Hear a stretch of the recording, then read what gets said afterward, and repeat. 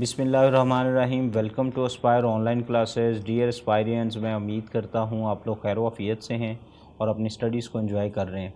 Lecture number 41 के अंदर हमने डिस्कस किया था हमारा जो आईओ यूनिट है उसकी डिस्कशन थी। आईओ यूनिट आपको पता है कि वेरी इंपॉर्टेंट पार्ट है, मैंने ऑलरेडी आपको लेक्चर के अंदर ये बता दिया।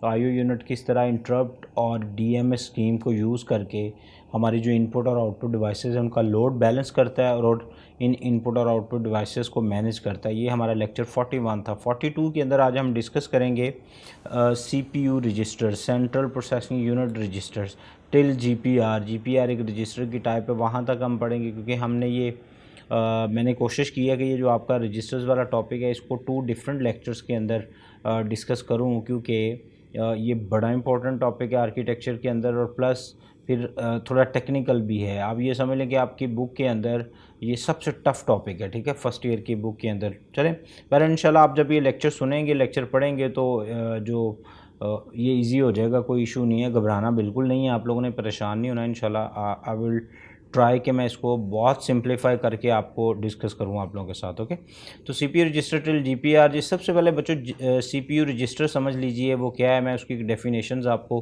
पहले डेफिनेशन समझाने के लिए हमें इसकी डायग्राम को डिस्कस करना है। डायग्राम आप लोगों ने ऑलरेडी कई दफ़ा बनाई है, मैं ट्राई करता हूँ उसको दोबारा से ड्रॉ करता हूँ। लो जी, ये कंप्यूटर आर्किटेक्चर की डायग्राम हमने कई बार बना ली, आपको पता है जी। यहाँ पे कंप्यूटर में क्या होता है जी, HDD हार्ड डिस्क ड्राइव है। यहाँ पे कंप्यूटर में क्या है जी, DVD है, डिजिटल वर्सटाइल डिस्क है। यहाँ पे आपके कंप्यूटर में आपको पता है जी छोटी सी एक रोम लगी होती है which is read only memory है। और यहाँ आपके कंप्यूटर के अंदर पावर सप्लाई होती है। क्या होती है जी, पावर सप्लाई, ठीक है। और यहाँ पे कुछ इनपुट डिवाइसेस हैं, कुछ आउटपुट डिवाइसेस हैं, इनके पीछे एक यूनिट होता है, आपको पता है, उसको हम आईओ यूनिट कहते हैं। ये सारी की सारी डिवाइसेस जो हैं ये इसके साथ यूज़ हो रही हैं, ठीक है, इनपुट और आउटपुट के साथ। और यहाँ पे आपको पता है आपके कंप्यूटर के अंदर लगी हुई है RAM. RAM is further divided into cells. Okay, उसके बाद यहाँ पे आपके कंप्यूटर में लगा होता है जी सीपीयू। और सीपीयू जो बच्चों है ना उसको उसके नॉर्मली 3 पार्ट हैं, एक सीयू, एक एएलयू, और ये वाला जो पार्ट है ना बच्चों, ये जो बॉक्सेस होते हैं इनको हम कहते हैं ये रजिस्टर्स होते हैं। अब रजिस्टर्स की जो डेफिनेशन है पहले तो वो समझ लें। रजिस्टर बेसिकली टेम्परेरी मेमोरी है। जैसे रैम है ना, रैम भी एक टेम्परेरी मेमोरी है। और ये सारे पार्ट आपको पता है जी रैम के साथ कनेक्टेड हैं, ठीक है। ऐसे ये भी कनेक्टेड है रैम के साथ। ओके, उसके बाद ये डीवीडी भी रैम के साथ कनेक्ट है। और रैम जो होती है वो रजिस्टर्स के साथ कनेक्ट होती है, यानी कि सीपीयू के साथ कनेक्ट होती है, ठीक है। तो जैसे रैम जो है वो भी एक टेम्परेरी मेमोरी, इसी तरह जो रजिस्टर्स हैं ये आप ये समझ लें कि ये सीपीयू की पॉकेट मेमोरी है।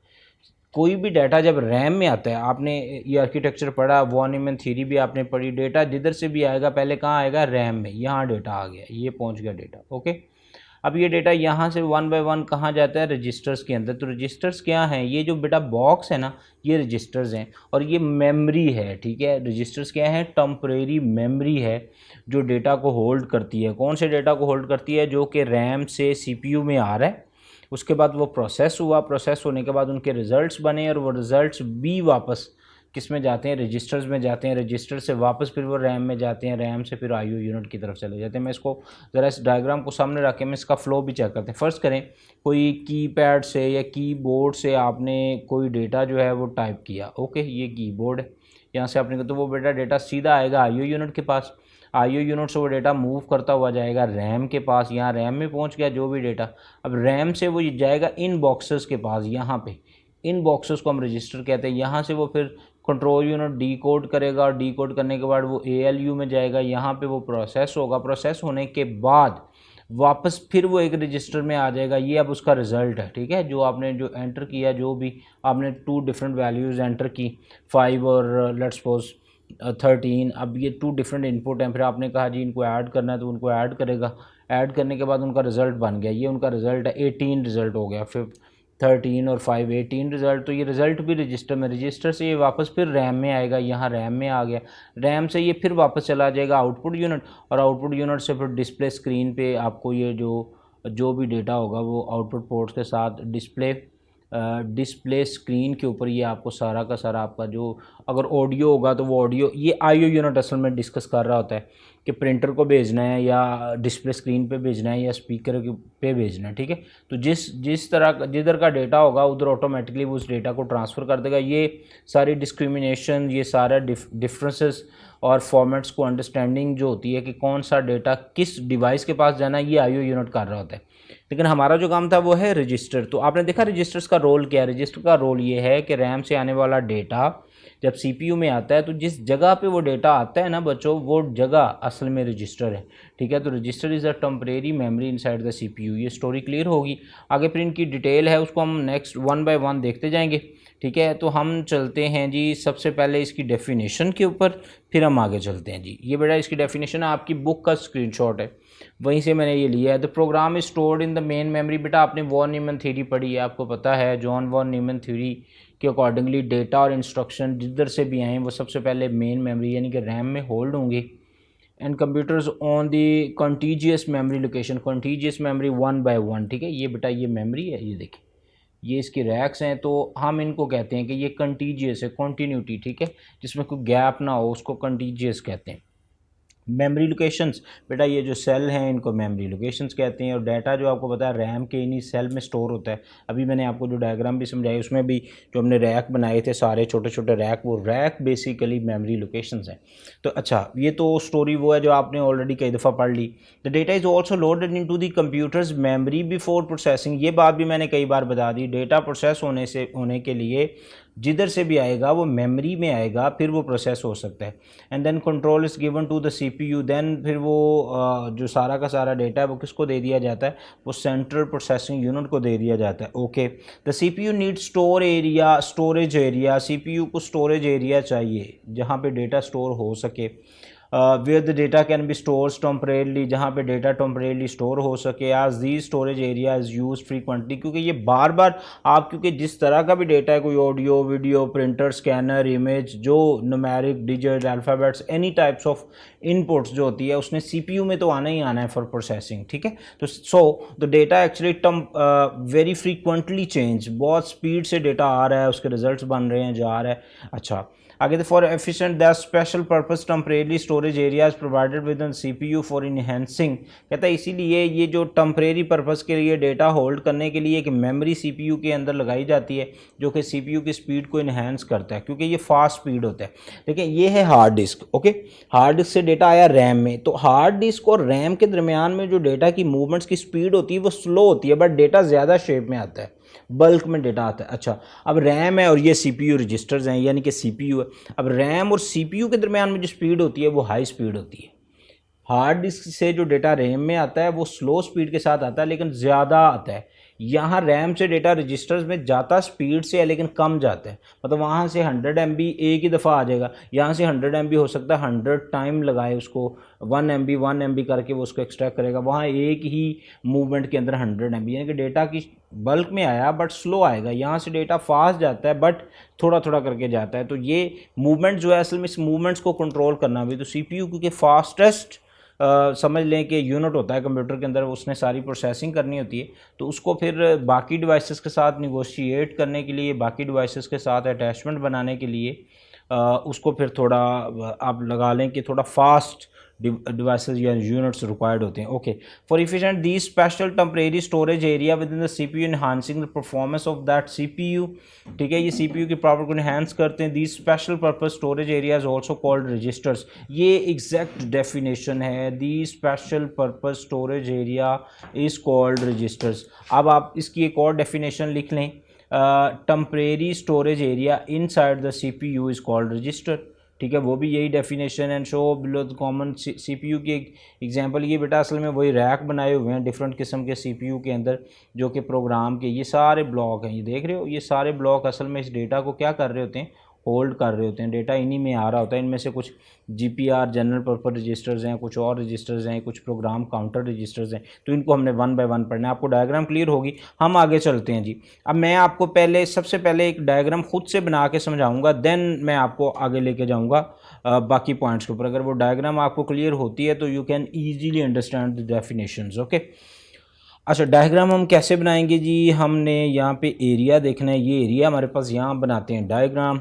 ये बच्चों आपके पास आ गया आपका CPU, ठीक है। इसको, इस डायग्राम को थोड़ा बड़ा बनाते हैं क्योंकि हमने काफ़ी सारी चीज़ें इसमें डिस्कस करनी है। CU, this one is ALU, और ये जो रैक्स हैं बच्चों, ये ब्लॉक्स आपको पता है, इन ब्लॉक्स को हम कहते हैं, ये क्या हैं, दे आर रजिस्टर्स। ओके, इनको हम रजिस्टर्स कहते हैं। और ये सारे के सारे रजिस्टर्स कहाँ पे अटैच हैं? डायरेक्टली रैम के साथ। और RAM is further divided into cells, ठीक है। और हर एक सेल का एक एड्रेस है, जैसे इसका 0 0 0 0, इधर से स्टार्ट करते हैं, 0 0 0 0, दिस वन इज़ 0 0 0 1, फिर 0 0 0 2, सो ऑन, ठीक है। ये n, ये आपकी मेमोरी। और आपको पता है मेमोरी की हर जो एक लोकेशन है वो 8 बिट ऑफ डेटा जो होता है उसको होल्ड कर सकती, 8 बिट्स ऑफ डेटा, यानी कि 1 बाइट, ठीक है। ये डेटा होल्डिंग होती है CPU रजिस्टर्स के अंदर। ओके, अच्छा, मैं अब इसकी आपको जो डेफिनेशंस हैं वो दिखाऊं। ये जो टॉपिक है ये सारी अगर आप देखें, सबसे पहले PC है, दिस प्रोग्राम काउंटर रजिस्टर कहते हैं, this register hold the address of the next instructions. Okay, IR है, ये once instruction first store into the IR with instruction is decoded. उसके बाद MAR है, MBR और स्टैक पॉइंटर है। ये 5 पॉइंट्स हैं जिनको हमने यहाँ पे डिस्कस करना है, ठीक है। तो सबसे पहले हम पढ़ते हैं PC एंड IR। मैं आपको समझाऊँ एक चीज़ बच्चों और याद रखिएगा, डेटा का जो पैटर्न कंप्यूटर के अंदर होता है ना, वो 2 ही होती हैं, या तो इंस्ट्रक्शन होगी या डेटा होगी। जॉन वॉन न्यूमन थ्योरी भी यही है और कंप्यूटर आर्किटेक्चर है। मसलन sir what do you mean by this बच्चों?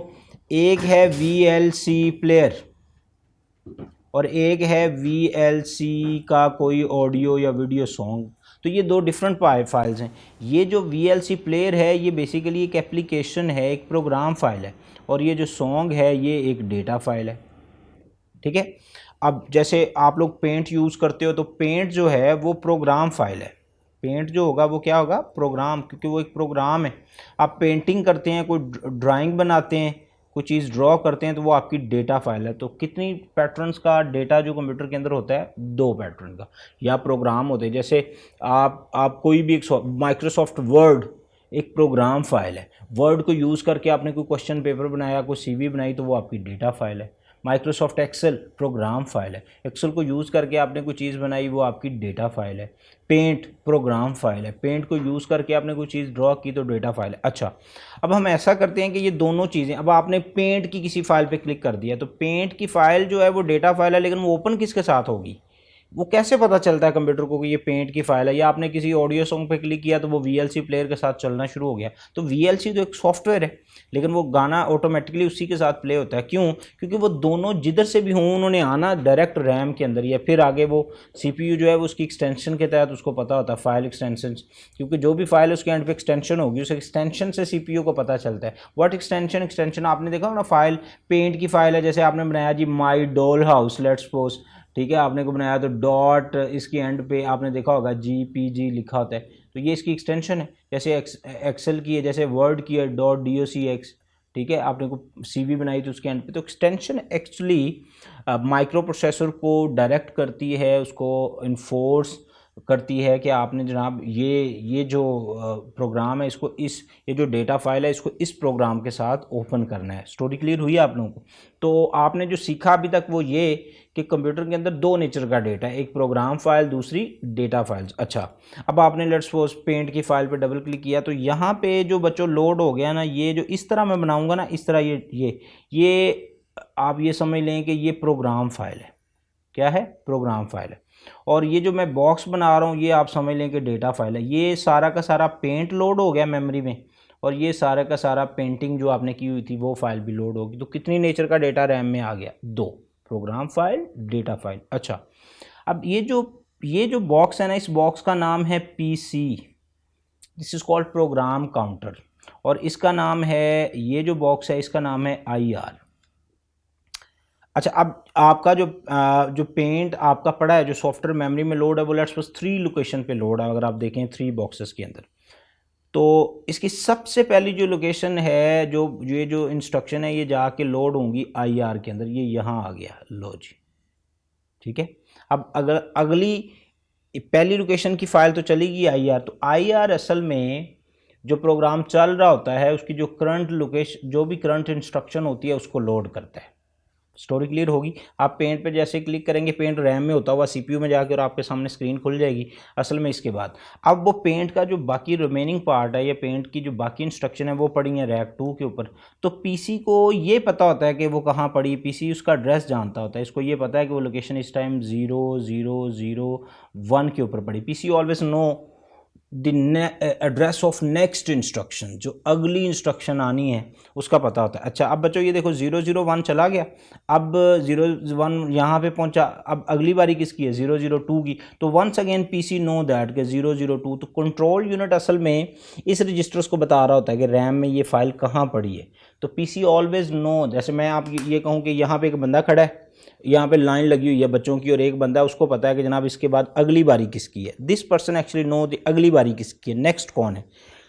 असल में this person is PC. Same like computer के अंदर जब इंस्ट्रक्शन, एक इंस्ट्रक्शन फैच हो गई, वो तो फैच हो के D code, fetch mean load हो गए, रजिस्टर में पहुंच होगी, वहाँ पे कंट्रोल यूनिट उसको डी कोड करेगा, जो भी करेगा वो तो सारा हो गया आईआर में। अब अगली बारी किस इंस्ट्रक्शन की, ये किसको पता है, ये कंट्रोल यूनिट बताता है पीसी को। तो PC is a program counter register who know the address of next instruction, अगली बारी। अच्छा sir what is IR, IR जो भी इंस्ट्रक्शन आ रही है उसको होल्ड कर रहा होता है। अगर आप गौर करें तो यहाँ दो बातें हुई हैं, एक डेटा जहाँ एक जहाँ प्रोग्राम लोड हो रहा है वो, और एक जहाँ पे उसका लोडिंग का एड्रेस है वो। तो जो एड्रेस जानता है वो पीसी है और जहाँ पे प्रोग्राम लोड हो रहा है वो आईआर है। अच्छा ये तो हमारी प्रोग्राम फाइल पहुँच गई, लेकिन अभी तक वो पेंट की ड्राइंग नहीं पहुँची। उसको पहुँचाने के लिए आपको क्या करना पड़ना है, उसको पहुँचाने के लिए ये एक रजिस्टर है बेटा, इसका नाम होता है MAR which is called memory address register. इसको पता है जी। अब देखें, अगर मैंने बताया था कि दो नेचर, ये जो ऐसे ऐसे लाइनें हैं ना सारी बच्चों, ये प्रोग्राम तो पहुंच गई रजिस्टर्स में, अब वो प्रोसेस होनी। अब आपका डेटा कहाँ पड़ा है, डेटा आपका पड़ा है जी 00003 के ऊपर, 0004 के ऊपर, 0005 के ऊपर, ऐसी है थ्री लोकेशंस पे आपका। MAR को ये पता होता है कि जी डेटा कहाँ पड़ा है, तो सबसे पहले इसका एड्रेस भेजेगा, इसीलिए इसको मेमोरी एड्रेस रजिस्टर्स कहते हैं। ओके, मतलब आप कहेंगे सर अभी आप पीसी भी कह रहे थे, PC deal with programs only, MAR deal with data only. अच्छा तो इसको तो एड्रेस पता हो गया because its name is memory address register. अब यहाँ पे इसको पता है कि 003 में डेटा पड़ा है जी, 003 का डेटा है, ये पता है MAR को। ये इंस्ट्रक्शन जाएगी, यहाँ से ये डेटा निकलेगा, ये बॉक्स आके जिसके अंदर लोड होगा ना बच्चों, इसको कहते हैं MBR, मेमोरी बफर रजिस्टर। ठीक है, जहाँ पे डेटा ने आगे होल्ड होना है। तो अब आपकी प्रोग्राम फाइल्स भी मेमोरी में पहुँच गई, आपकी डेटा फाइल्स भी मेमोरी में पहुँच गई, यहाँ पे ये डी कोड होंगी और डी कोड होने के बाद अर्थमेटिक लॉजिक यूनिट जो है इनको एग्जीक्यूट करेगा, और एग्जीक्यूट करने के बाद इनके रिजल्ट्स बनेंगे और रिजल्ट्स वापस भी फिर इन्हीं एक रजिस्टर में आएंगे। वो ये वाला रजिस्टर होता है जिसको एक्यूमुलेटर रजिस्टर कहते हैं। ये नेक्स्ट लेक्चर का टॉपिक है, उसमें डिस्कस करेंगे। फिलहाल आप लोगों ने ये समझना है कि पीसी क्या है। PC know the address of next program instruction. Okay, IR always hold that program. MAR knows where data actually located in the memory। MBR that point जहाँ पे डेटा आके मेमोरी का डेटा आके लोड होता है, पहुँचता है। देखो ना, मैं एक कहता हूँ यार ये सामान उठा के वहाँ भेज दो, एड्रेस जिसमें मैंने बताया ना इस घर से सामान उठाओ और उस घर में भेज दो, तो जिनको मैंने एड्रेस बताया वो MAR है। अब सामान जो वहाँ पे या जो मटेरियल है वो भी तो वहाँ पहुँचा के कहीं स्टोर करना है ना, तो वो जो लोकेशन होगी उसको हम MBR कहते हैं। इसी तरह मेमोरी को ये पता होता है कि ये डेटा कहाँ पड़ा है, वो मेमोरी एड्रेस है, और जहाँ पे वो डेटा जाके होल्ड होना है बच्चों वो MBR होता है, which is called memory buffer registers. Okay, अब ये जो एक प्रोग्राम चल रहा है आपने देखा ये बेटा कई लोकेशंस पे होता है, क्योंकि एक लोकेशन 1 बाइट की है और आपका प्रोग्राम MBs में है, तो वो प्रोग्राम कभी भी इकट्ठा तो CPU रजिस्टर्स में नहीं जा सकता, इसीलिए वो सबसे पहले तो लोड होता है कहाँ पे, मेमोरी में। फिर जैसे जैसे आप उसकी ऑप्शन उसको यूज़ कर रहे होते हैं वो वैसे वैसे लोड हो रहा होता है, ठीक है, ऑटोमेटिकली मेमोरी से। तो मेमोरी में वो program different location, thousands of location पे स्टोर होता है एक प्रोग्राम जो आप स्टोर करते हैं। ओके, आपके मोबाइल फ़ोन में आपने देखा ना, हम काफ़ी प्रोग्राम खुले होते हैं, हम जैसे उनको क्लोज़ करते हैं तो वो कहता है इतनी मेमोरी फ्री होगी, ठीक है, आपकी 256 MB फ्री होगी। वो आपका मेमोरी कार्ड फ्री होता है? नहीं, वो आपकी असल में रैम फ्री होती है, क्योंकि ये सारा काम रैम और रजिस्टर में तो हो रहा होता है। तो आप जैसे उसको क्लोज़ करते हैं वो ऑटोमेटिकली उसको क्लोज़ कर देता है। ओके, अच्छा, ये जो अब स्टोरी है, ये आपका जो प्रोग्राम है, ये कई लोकेशंस पे, तो इसका एक अरेंजमेंट बना होता है, उस अरेंजमेंट को स्टैक कहते हैं।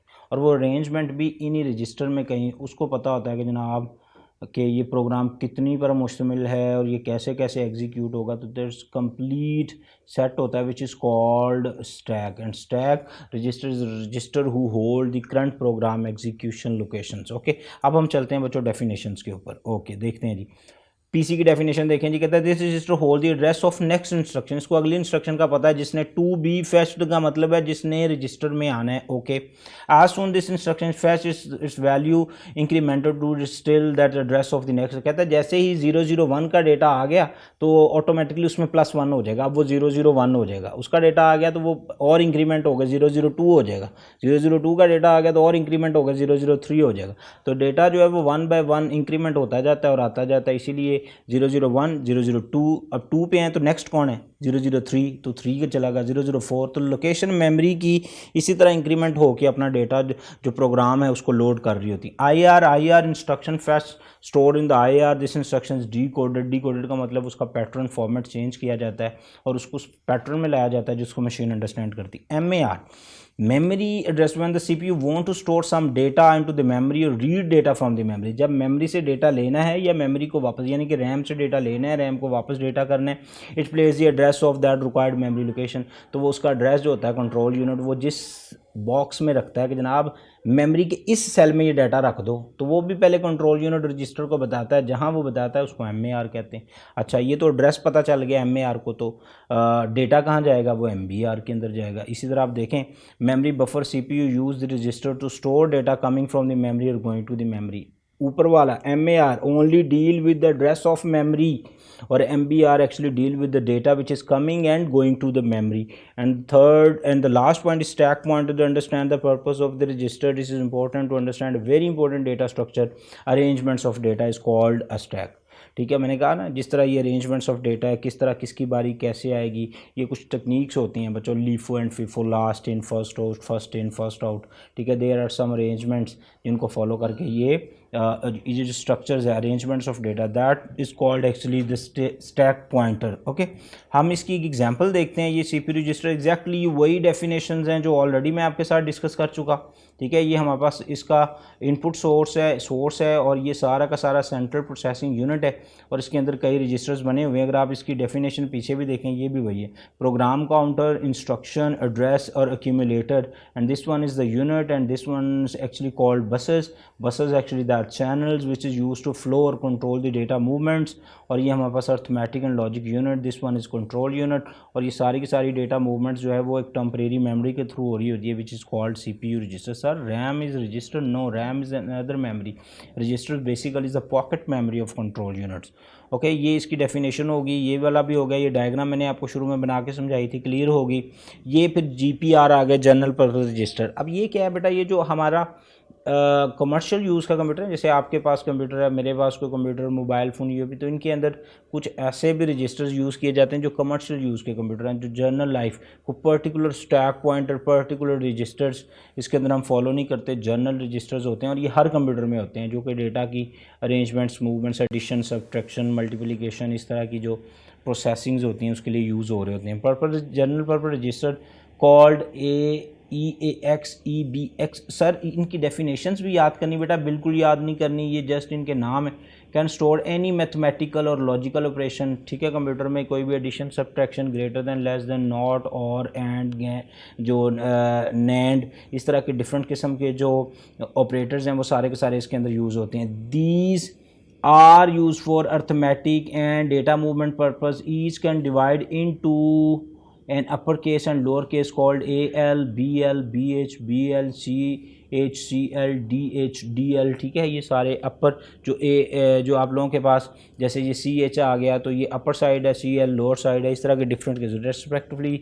और इसमें A stand for accumulator, B stand for base, C for count और D फॉर डेटा। ये आगे चल के इनके सेगमेंट्स भी आएंगे किसी लेक्चर के अंदर। तो इन कामों के लिए बेटा ये हम इन रजिस्टर्स को यूज़ कर रहे होते हैं। ठीक है, यही डेटा की मूवमेंट्स होती हैं। ये मैंने इसकी एक एग्जाम्पल लगाई। फर्स्ट करें आप 3 देते हैं, एक इनपुट है, 2 देते हैं और ऑपरेटर आपने दे दिया प्लस, तो तो ये आपके पास जो इनपुट होगी ना सबसे पहले वो ये देखें आप 3, एक बस के थ्रू 3 आ गया, दूसरे के थ्रू 2 आ गया, अर्थमेटिक एंड लॉजिक में जो आउटपुट होगी वो बेटा 5 होगी, क्योंकि इसमें ये प्लस हो रहा है। और मेमोरी के अंदर भी ये ऐसे ही जाते वक्त पहले 5 वहाँ पे पहुँचा, अगर वो रजिस्टर में होल्ड हो रहा है तो वो डिफरेंट, यानी कि अगर आप गौर करें तो डिफरेंट किस्म की इनपुट और आउटपुट और डिफरेंट किस्म के जो प्रोसेसिंग्स हैं वो सारी की सारी डिफरेंट पाइपलाइंस और डिफरेंट चैनल्स के थ्रू हो रही हैं। इसीलिए आपका जो डेटा है ना वो कभी ऐसा नहीं है कि पेंट की फ़ाइल जाके फेसबुक पे शुरू हो जाए और माइक्रोसॉफ्ट वर्ड की फ़ाइल एक्सेल में ओपन हो जाए और वो वहाँ पे प्रोसेसिंग, इसी वजह से नहीं होता because every programme had its own pipeline, ठीक है, वो अपनी पाइपलाइंस में रहते हैं। यही वजह कि डेटा कन्फ्लिक्ट नहीं होता, डेटा आपस में कोलाइड नहीं होता और डेटा के जो रिजल्ट्स होते हैं वो प्रॉपरली कंप्यूटर उनको प्रोसेस करके दे रहा होता है। ये बेटा स्टोरी है सारी की सारी रजिस्टर से। आपकी बुक के स्क्रीनशॉट्स हैं, इनको आपने ज़रूर पढ़ना है, ये पेज नंबर भी लिखा हुआ है इसके साथ, ठीक है। ये सारी वही डायग्राम्स है जो मैंने आपको ऑलरेडी पढ़ा दी। यहाँ पे जस्ट ये हमने अभी लिस्ट पढ़ी है, अपर साइड लोअर साइड, ठीक है, ये सारे रजिस्टर्स हैं। तो इनको सर इन डायग्राम्स को हमने याद करना है, बिल्कुल नहीं, बस इनके नाम याद हों और जितने मैंने पढ़ाए हैं, जिनकी मैंने डेफिनेशंस पढ़ाई है वो डेफिनेशंस भी आपको आनी चाहिए। अपना बहुत सारा ख्याल रखें। अल्लाह हाफ़िज़।